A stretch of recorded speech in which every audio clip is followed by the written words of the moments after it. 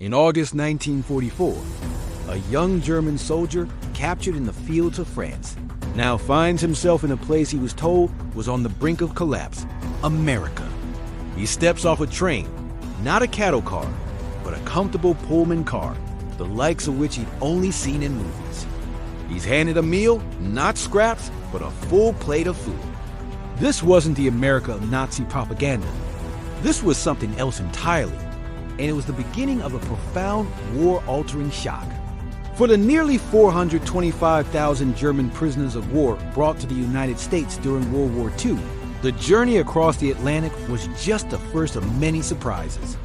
They expected a nation crippled by war, a mirror image of their own ration-starved, bombed-out homeland. Instead, they found a country untouched by combat, a land of seemingly impossible abundance.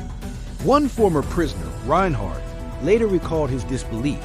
He said, "We were told that American cities were heaps of rubble from our U-boats and that people were starving. We saw the opposite. We saw women in beautiful dresses. We saw food everywhere." This stark contrast between propaganda and reality was a powerful psychological weapon. The first blow was the train ride from the East Coast to prison camps scattered across the country. Instead of being packed into freight cars like their own military used for transport, they rode in relative luxury.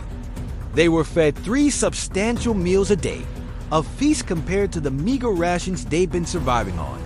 But the real shock came when they reached the camps and visited the canteen, or PX. Here, they were confronted with items that had become distant memories in Germany: endless packs of cigarettes, ice-cold Coca-Cola, chocolate bars, and even ice cream. These weren't just luxuries.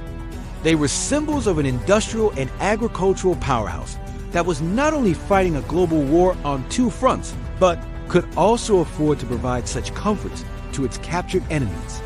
The German soldiers stared at the shelves, bewildered. How could a nation produce so much? This wasn't just about candy and soda.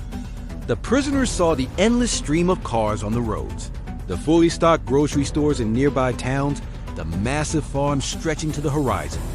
They worked on these farms, helping with the harvest, and saw firsthand the scale of American agriculture. They saw tractors and combines, machinery that was still a rarity back home. Everything was bigger, newer, more efficient. They saw a country not just surviving, but thriving. The letters they wrote home were filled with this astonishment. Censors often had to redact portions describing the good food and conditions, fearing it would sound like enemy propaganda to their own families. But the message got through. The prisoners gained weight, an average of 15 to 25 pounds each. They were healthier and better fed in American captivity than they had been as soldiers in the German army. This experience did more than just fill their stomachs. It broke their morale.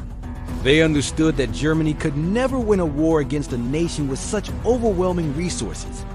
One soldier wrote, "If what we see here is any indication of the American lifestyle, then we have been fools. We cannot win this war." The propaganda they had believed their entire lives crumbled before their eyes. They realized they weren't fighting a decadent, collapsing society. They were fighting an industrial giant that had barely broken a sweat. Think about that young soldier from the beginning, the one stepping off the train. He thought he was coming to a wasteland. Instead, he found a land of plenty. That discovery, multiplied by hundreds of thousands, was a quiet but devastating blow to the Nazi war machine. It wasn't just bombs and bullets that defeated Germany. It was also the undeniable, overwhelming reality of American abundance, seen through the eyes of its own captured sons. This wasn't just a military defeat. It was a defeat of an entire ideology, proven false by a simple scoop of ice cream. Thanks for watching.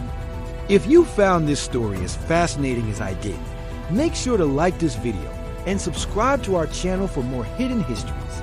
We'll see you in the next one.